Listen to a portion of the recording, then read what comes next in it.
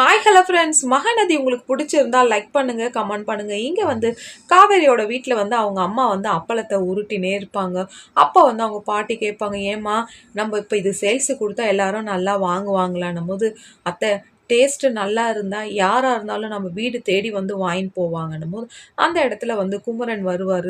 என்ன ரெண்டு பேரும் ரொம்ப பிஸ்னஸ் மேக்னெட் ஆகிட்டு ரொம்ப எப்போ பார் பிஸ்னஸையே பற்றி பேசினே இருக்கிறீங்கன்னும் போது, என்ன பண்ணுறதுப்பா என் பசங்களெல்லாம் வளர்க்கணும்லன்னும் போது, அக்கா நீங்கள் ஏன்க்கா இப்படி பேசுகிறீங்க?